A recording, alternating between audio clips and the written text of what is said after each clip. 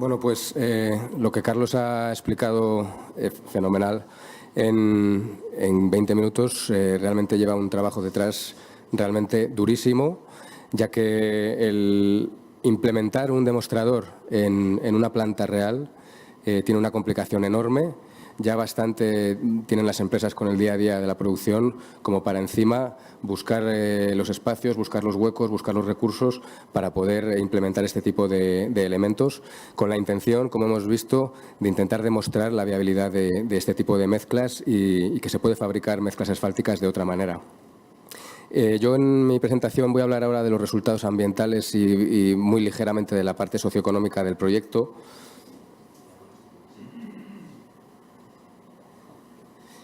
Y bueno, como habíamos visto en la anterior presentación, habíamos identificado que esa parte de fabricación era la más importante, con unos 30,4 kilos de CO2 emitidos.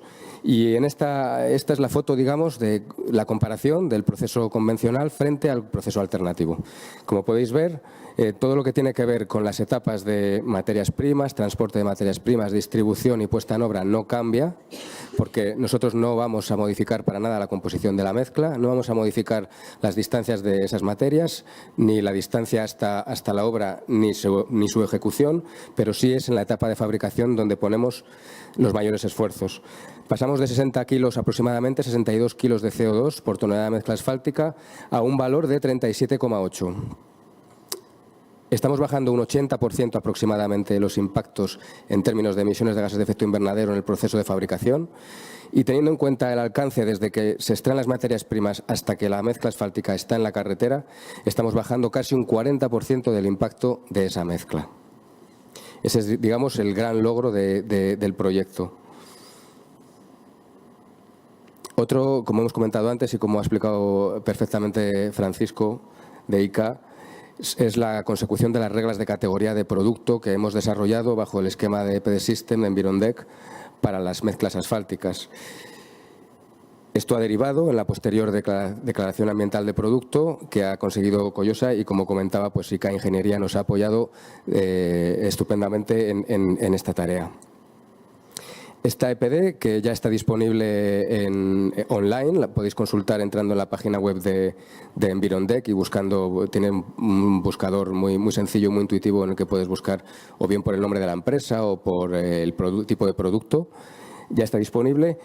Y lo que hace este PCR en principio, es decir, las reglas de categoría de producto, es compartimentar las distintas etapas de ciclo de vida que forman parte de una mezcla asfáltica y explicar cómo deben evaluarse, recoger los datos y evaluar el impacto para cada una de ellas. En nuestro caso, únicamente hemos tomado el ámbito obligatorio, que es desde la extracción de materias primas hasta que la mezcla sale por la puerta de Collosa, de la fábrica.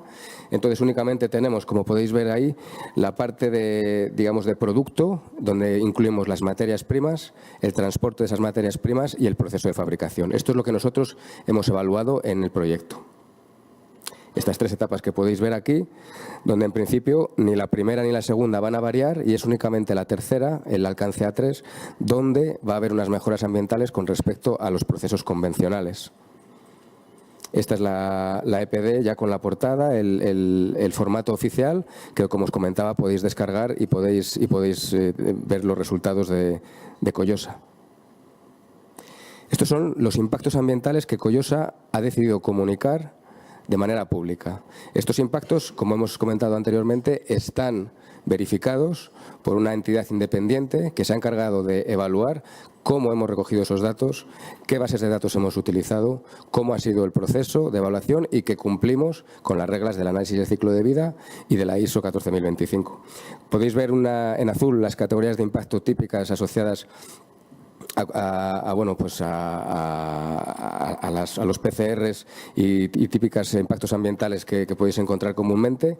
En rojo veis la parte de residuos y en verde la parte de recursos. Como podéis ver, hay un ciclo de uso de recursos, categorías de impacto, residuos, muy ligado a lo que es el concepto de economía circular, donde todos estos valores nos van a proporcionar información sobre el impacto ambiental que el producto de Collosa tiene en el medio ambiente. Aquí tenéis un esquema de cómo impacta cada una de las etapas estudiadas en distintas categorías de impacto. La etapa en color gris es la etapa de fabricación. Como vemos, justo en la parte de calentamiento global, que es la primera columna de barras que podéis ver, es donde más impacto tiene ese proceso de fabricación. En cambio, hay otros indicadores, otras categorías de impacto donde la fabricación, pues bueno, no es tan relevante. ¿Quiere decir que la fabricación es el único punto donde podemos incidir? Desde luego que no. Esta mezcla que se ha evaluado es una mezcla virgen, pero bueno, Collosa, por ejemplo, recicla y recicla en unas cantidades muy interesantes. Se pueden bajar los impactos asociados a la mezcla asfáltica introduciendo, como hemos hecho en algunas pruebas, valores de reciclado. Pero bueno, ahí tenéis, digamos, la foto en las 3 primeras etapas. Y esta es la mejora que se produce utilizando el esquema de Life Battle CO2, es decir, introduciendo la biomasa en los procesos térmicos de la planta, tanto en el calentamiento de los áridos como en el calentamiento de betún. Para todas las categorías estudiadas, los impactos se reducen, excepto en una, que es la de agotamiento de recursos abióticos, probablemente quizá debido a que la biomasa tiene un poder calorífico menor que los combustibles fósiles, por lo tanto hay un uso de recursos y de elementos un poco superior al que hay con los combustibles fósiles. Pero se puede observar como en todos los casos los resultados son positivos. Estas son las implicaciones únicamente en la etapa de fabricación, únicamente en fabricación. Por ejemplo, en el caso concreto, que es una mezcla asfáltica AC16, de capa de rodadura, llegamos a una mejora justo en el proceso de fabricación de casi 77% de mejora declarada, y en el resto de categorías llegamos a mejoras de en torno al 80-78%, excepto, como he dicho antes, en la categoría de agotamiento de recursos de elementos. ¿Cuáles son, digamos, unos números así un poco groseros de lo que se ha conseguido? Bueno, pues por cada tonelada de mezcla asfáltica que se ha fabricado de acuerdo al esquema Battle CO2, estamos reduciendo 22 kilos de emisiones en el calentamiento de los áridos. Estamos reduciendo también aproximadamente unos 3,5-4 kilos de CO2 por cada tonelada de mezcla asfáltica en la parte de calentamiento de betún. Por lo tanto, llegamos a un número aproximado de unos 26 kilos de CO2 que se reduce por cada tonelada que se fabrica de mezcla asfáltica de acuerdo a este esquema. Si hacemos un refuerzo para 1 kilómetro de autovía, estamos hablando que las reducciones totales que podríamos conseguir están en torno a las 22 toneladas de CO2. Por lo tanto, estamos hablando de números realmente interesantes y realmente importantes. Se habla mucho de los grandes emisores, los grandes, pues por ejemplo, las grandes industrias, pero bueno, el sector del transporte, como se ha dicho en muchas ocasiones, es un foco de emisión, y la infraestructura en concreto es un elemento que puede ayudar mucho a reducir eso. Si ya la propia infraestructura de por sí tiene un impacto menor, pues mejor que mejor, ¿no? Estamos hablando de valores muy interesantes. Más o menos, para que hagáis un símil, teniendo en cuenta que un vehículo habitual pues puede hacer unos 13.000, de acuerdo al Instituto Nacional de Estadística, kilómetros cada año, pues sería lo equivalente por cada tramo pavimentado de esta manera. Cada kilómetro estaríamos reduciendo unos 13 vehículos del parque de vehículos que hay en España. Se evaluaron también las implicaciones sociales que tiene el uso de biomasa. Es un cambio muy disruptivo, es, digamos, cambiar el tipo de combustible utilizado en un proceso. Es algo realmente pues, muy novedoso, muy innovador, por eso se ha financiado este proyecto, y tiene una serie de implicaciones sociales. Las primeras y más importantes pueden ser ir alineados con las políticas que propone la Unión Europea. Ya hace años, el objetivo 2020 era la disminución de un 20% en las emisiones de gases de efecto invernadero, que se convirtió en el 30% en un 40%, y que para el 50 está establecido entre un 80 a un 95. Bueno, pues aplicando este tipo de actuaciones podríamos cumplir con los objetivos que la Unión Europea propone para el año 2050, es decir, para dentro casi de 30 años, en el proceso de fabricación en planta, porque estamos en torno a un 80% de reducciones. Aquí tenéis un poco, pues, de acuerdo a los datos de la Comisión Europea, cuál es la tendencia, cuál debería ser, y está claro que si seguimos intentando reducir de la manera que estamos haciendo hasta ahora, vamos a tener muy complicado llegar a estos objetivos, y es por eso que deben de ser proyectos muy rompedores los que traten de cambiar esta tendencia. Otra de las implicaciones sociales que tiene el uso de la biomasa es el potenciar las comunidades y empresas locales. Estamos cambiando un tipo de combustible que tiene un origen totalmente desconocido. Es muy difícil trazar de dónde viene el petróleo que se extrae para utilizar el combustible que utilizamos en la planta de Cubillas de Santa Marta en Valladolid. Aparte de que tiene un recorrido tremendo a lo largo de toda la cadena de valor del producto, sin embargo, pues se pueden potenciar las comunidades locales, los pequeños empresarios con el uso de biomasa, que potencia además pues la limpieza de podas, los bosques, residuos de la industria maderera, etcétera. Hay que también tratar, ya de la Comisión Europea intentaba inculcar que desde hace tiempo es necesario intentar desligar el bienestar de la sociedad y el tipo de vida que vivimos del uso de combustibles fósiles. Debe bajar de manera que nosotros podamos seguir creciendo en bienestar y en calidad de vida, y el consumo de combustibles debe bajar, debe desligarse totalmente, y este proyecto lo potencia. El criterio de economía circular en el uso de biomasas, distintos tipos de biomasas, está también muy presente en este proyecto. Además, se han facilitado herramientas y ejemplos como son los PCRs y las EPDs para que cualquier tipo de empresa pueda acudir a este esquema, de manera que los esfuerzos que han hecho todos los socios de la PTC pueden ser recogidos por cualquier empresa del sector para tener mucho más fácil la comunicación de sus impactos ambientales. Por lo tanto, es una labor, es una vertiente social que el proyecto también ha cubierto. Y también, desde luego, se ha aumentado la transparencia y se ha puesto en valor el carácter innovador y ambiental que tiene la empresa Collosa, al ser la primera empresa que consigue esta declaración ambiental de producto. Este pequeño estudio lo he presentado ya muchas veces, pero bueno, teniendo en cuenta el análisis de ciclo de vida de 1 metro cuadrado de sección, aproximadamente en secciones de tráfico elevado, a lo largo de 30 años, de acuerdo a los combustibles habituales que se utilizan en los vehículos y motor de combustión, cada metro de sección en 30 años puede llegar a generar en torno a 47 toneladas de CO2 equivalente, cada metro cuadrado. Pues bien, la construcción de ese metro cuadrado únicamente implica aproximadamente, y su conservación durante esos 30 años implica aproximadamente unos 140 kilos de CO2. Esto quiere decir que menos del 0,3% del impacto de la infraestructura es debido a la infraestructura comparado con las emisiones de los vehículos que lo transitan.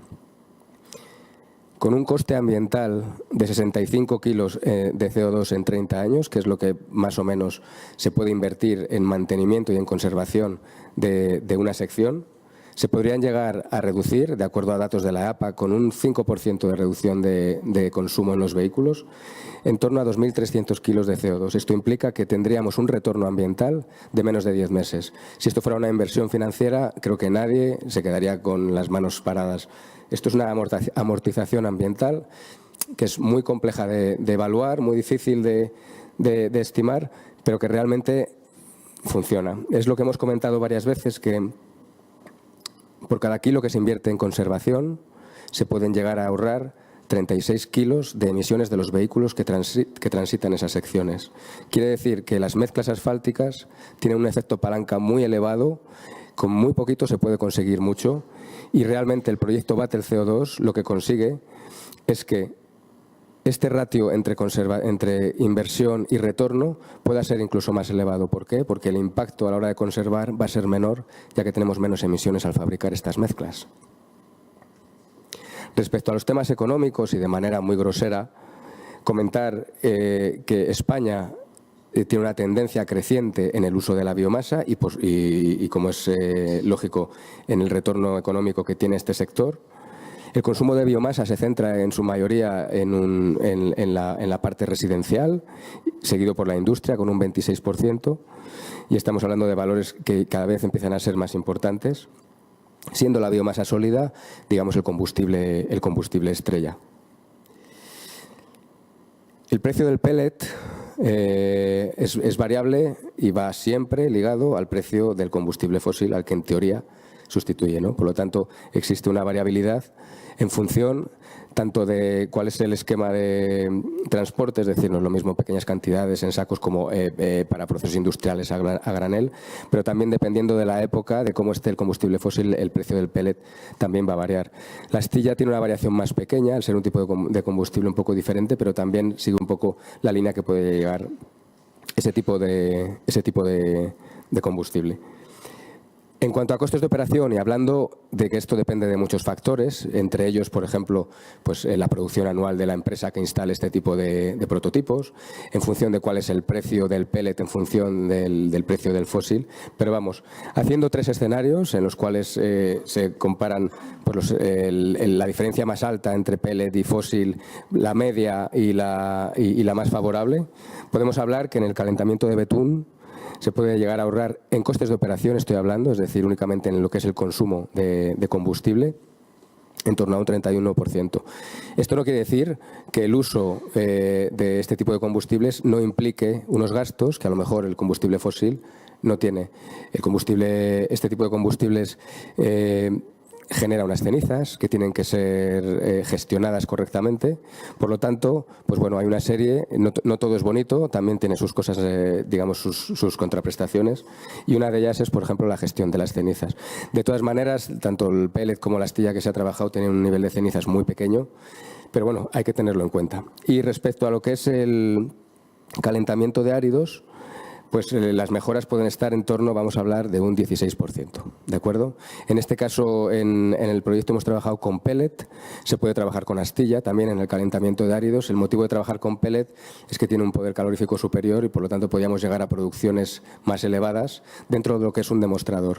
Yo quería hacer especial hincapié en que, por ejemplo, la caldera de betún, la caldera que se utiliza para calentar el betún con biomasa, es capaz de suministrar todas las exigencias energéticas que necesita la planta, calentando los 2 tanques de betún que tiene Collosa y el tanque de fuel.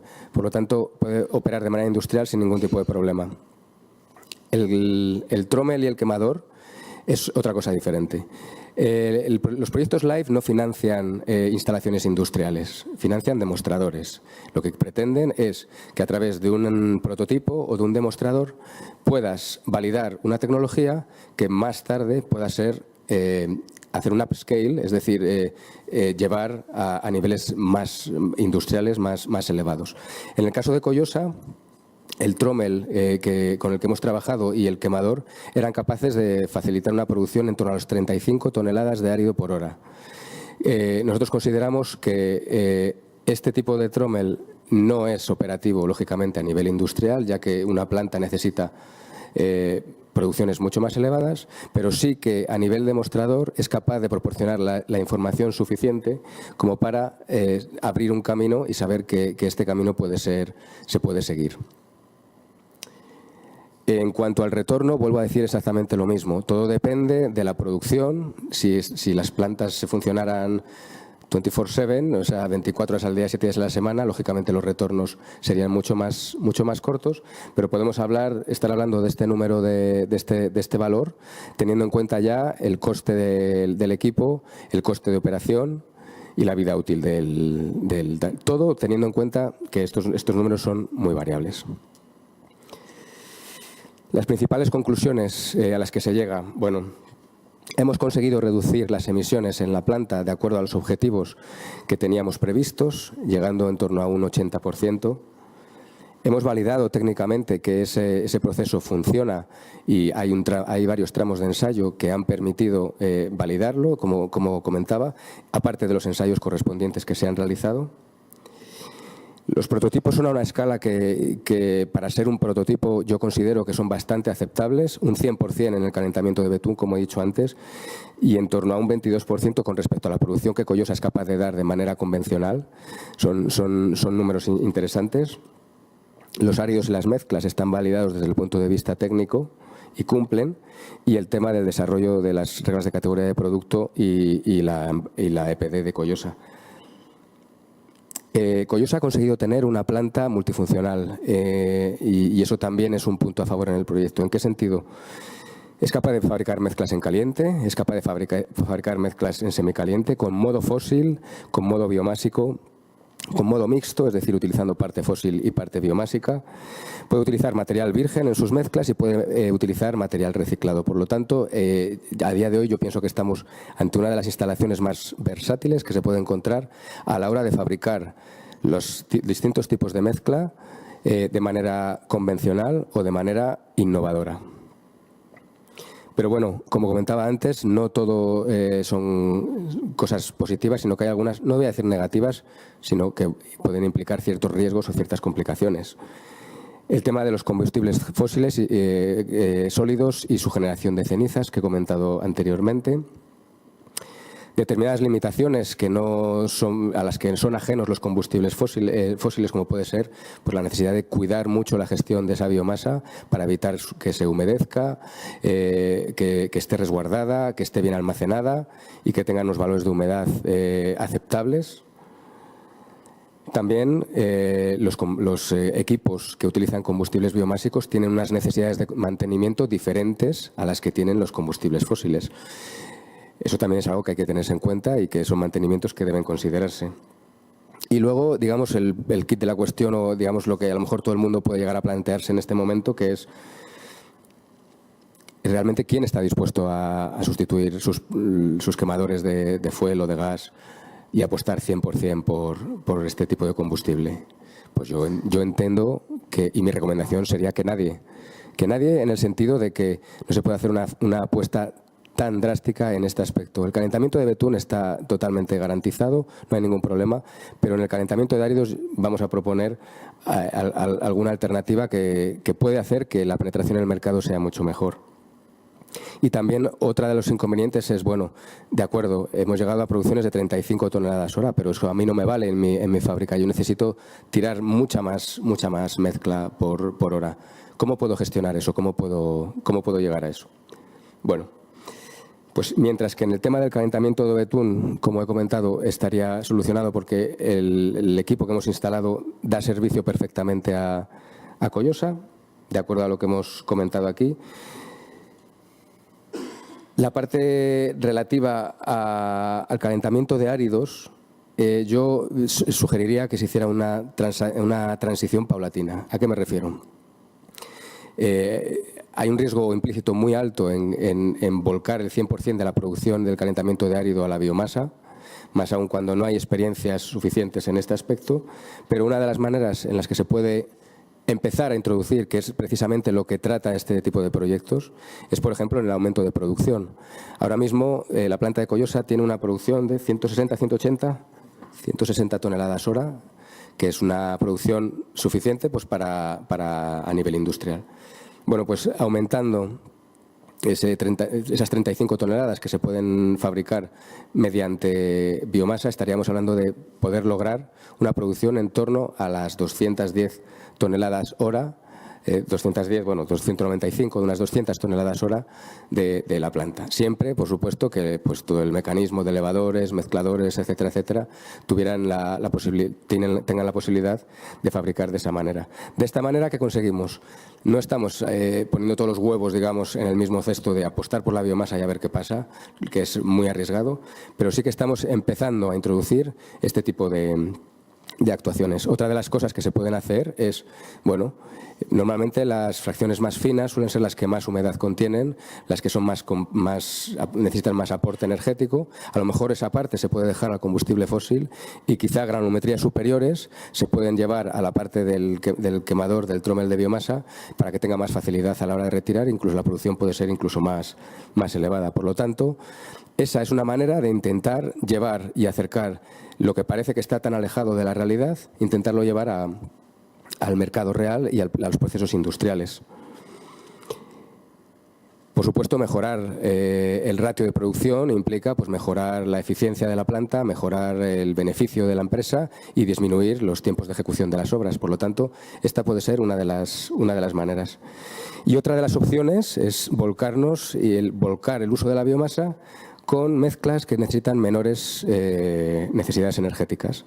El uso de mezclas semicalientes o mezclas templadas ya es más que conocido, y lo que parecen ratios a escala de mostrador para mezclas calientes de 160 toneladas hora, de 160 grados, perdón, de fabricación, pues se pueden convertir en ratios muy interesantes que ya incluso pueden acercarse mucho a las producciones necesarias o a producciones industriales, sobre todo en mezclas templadas donde el tema del secado del árido no es tan crucial. El secado de árido me refiero a eliminar la totalidad del agua. Por lo tanto, sí que hay posibilidad de entrada de la biomasa, no de una manera disruptiva y total al 100% en el calentamiento de áridos, pero sí de una manera paulatina, y experiencias yo creo que pueden ser interesantes para trabajar así. También decir que es un proceso que es perfectamente compatible, como se ha demostrado en la planta de Collosa, con el tema del reciclado. El reciclado, digamos, que es el otro gran elemento que se debe trabajar.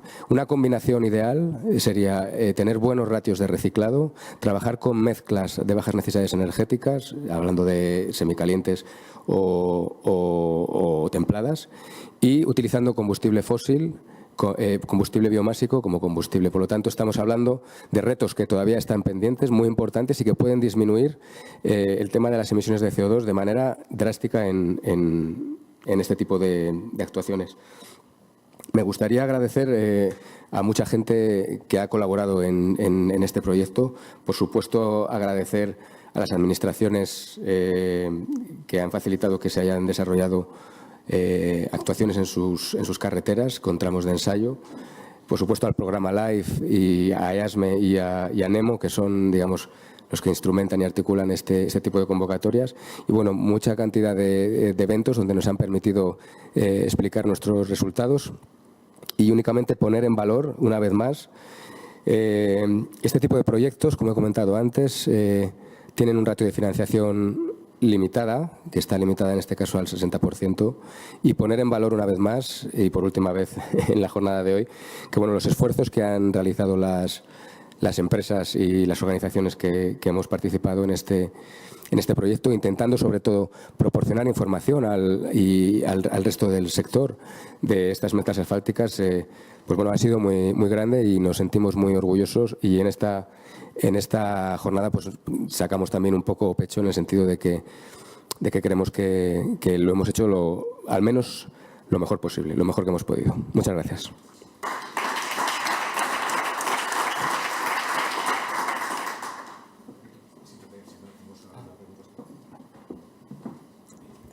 Creo que ahora sí es el momento de las preguntas. A ver, por ahí manos levantadas. ¿Alguien quiere lanzar alguna cuestión a las dos magníficas presentaciones? Mucha timidez.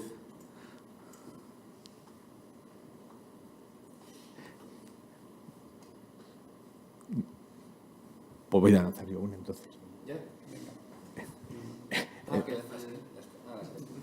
No, en este caso es para Alberto. En general, la transición, digamos, la pregunta era sobre todo para el tema de las reglas de categoría de producto y las declaraciones ambientales de producto. Vosotros como Cartif, que estáis, digamos, que trabajáis, tenéis un área de medio ambiente bastante poderosa, ¿veis que es una tendencia realmente, es una moda o realmente es algo que tiene un trasfondo? Sobre todo estoy pensando en un sector, aunque yo tengo que hacer una presentación posterior, en sectores, digamos, que muy regulados, como es en el mundo de la carretera, que los clientes son básicamente públicos. ¿Cuál es vuestra visión al respecto? Pues yo creo que la tendencia es positiva, la tendencia es creciente, sobre todo en el sentido de que es una herramienta muy útil y que proporciona información muy clara y que puede servir de gran ayuda en este caso, por ejemplo, a las administraciones. El trabajar con unas reglas comunes para todos es una de las ventajas más grandes que podemos encontrar en una EPD. De hecho, si tú buscas a los mejores expertos en análisis de ciclo de vida y les das el mismo producto, es muy probable que los 10 mejores te den resultados diferentes en función del enfoque que ellos hagan, del ámbito de aplicación, de los objetivos, de la base de datos que utilicen, muy diferente. Por tanto, el tener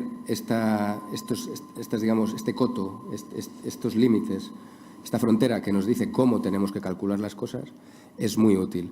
Y pienso, de verdad, que es una herramienta que tiene mucho poder y mucho potencial y que la tendencia en este sentido pues no deja de crecer.